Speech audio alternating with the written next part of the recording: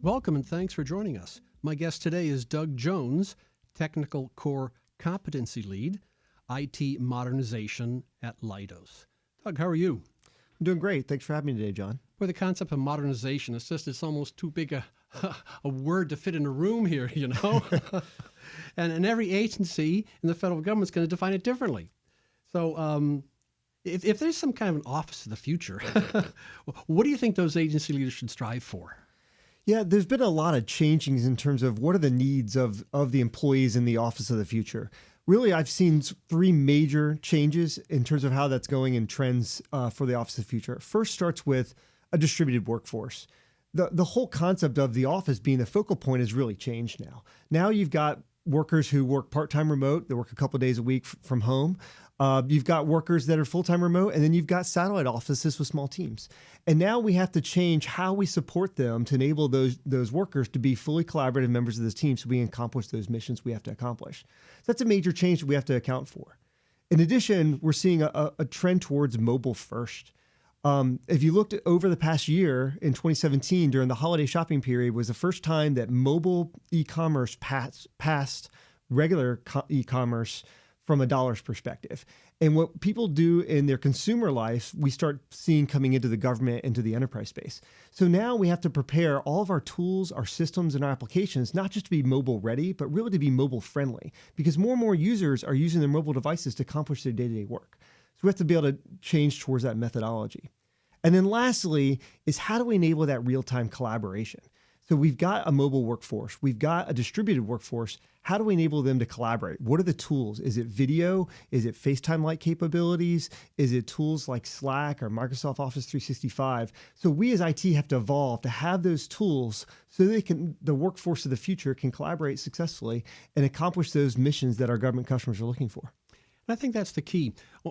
Collaboration isn't just, okay, collaborations means Doug and I have a telephone call at noon on Friday. No, collaboration could be one week it's three of us, another week it's eight of us, especially with software development teams. It could be someone from California and someone from Europe the next. And all of a sudden we need Slack, sometimes you don't. So we have to have a dynamic capability of this collaboration.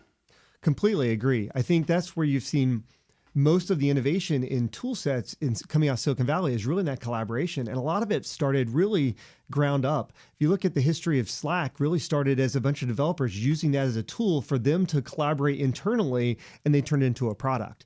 And you're going to see more and more of that. And I think you hit a nail on the head is it's that sort of on again, off again. How can you have some that are really dynamic, real time, like on air collaboration versus things that are sort of over time where you have people in different time zones? And that's where you've got to get to this model of, different types of tools for the different types of collaboration. It's not just a conference room and, a telecon that's going on. It's that real-time collaboration. It's ones that have information that stays resident in there, like you see in a message board or you see in a chat that is tangible, can stay, and they can go back to it afterwards and leverage it.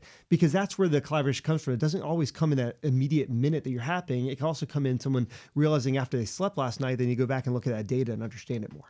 Yeah, instead of a tape recording of a conversation, it could be a whiteboard with input from several different people that's sitting there, and all of a sudden, middle of the night, you go, I know the missing part, and you can contribute right from there. Exactly. So give me an example of some collaboration assistance you've given some agencies. Sure. One of our big focuses is really that mission-driven IT, and there's a couple key areas we've focused on bringing sort of alternative collaboration techniques in there. I'll start with one is we have a mission-critical NASA customer that we had to provide Tier 3 on-call engineering support at all hours a day because it's mission-critical. We're talking about manned space flight. And we actually rolled out Google Voice. It's a simple technology. It was already out there, but we realized that we could set it up that we could do auto rollover. If someone didn't answer, to roll to a second phone, to roll to another engineer, and to escalate up the teams. It was a very simple solution that we were able to reduce the time to reaction for our engineers in the middle of the night call out by a significant amount of time period. So that was a simple one. Also, another one for our NASA JPL customer. They assemble space exploration satellites and launch them out into space to go explore the solar system. And when they're assembling those things, the parts are all built all throughout the country, and they go and assemble them in a clean room where they can't bring a lot of things into it, right? So they're in those bunny suits and they're blowing off all the dust. And how do they collaborate in a clean room when they're troubleshooting something? So we were able to get wireless webcams in those clean rooms. So they're having a VTC. We have a big monitor on a wheel that they could wheel around, and then a wireless camera. And so they could actually take the camera and put it in there where they're trying to actually assemble the satellite and show an engineer across the country where it's not connecting. Wow. And then they actually had the big video screen so the guy could pull up the diagram and point to him on the diagram where it was. And so those are the types of capabilities. A lot of these things are in the market, but how do you take consumer technologies and leverage them to accomplish a mission need that maybe people aren't thinking about today? Well, I think it's very creative. You're taking basically off-the-shelf stuff, walk down the street to the Best Buy and take a few odds and ends off the shelf and creatively use it in a very secure environment. I mean, this is an unusual approach. Exactly. And another one we did was daily threat briefings for one of our national defense customers. We were able to take them, which were a binder of information, which started with a PowerPoint and then went into a lot of the details as background if they need to flip to it, and put that onto a secure tablet that was in a secure space where they could easily start going through, and then they could hyperlink and flip to whatever they want to and flip back. So it's a much more usable way of doing it. It's easier for them to take into their office and study and be able to go back. So again, going back to what you said, secure environment, commercial technology, and leverage that to get people so they could do their job better and accomplish a mission, focus on accomplishing their mission. Yeah. If the focus is on the mission, then it's a matter of just assembling the tools and have them fly in formation. Exactly. Good. We're going to pause here for a short break. My guest today is Doug Jones, Technical Core Competency Lead, IT Modernization at Leidos.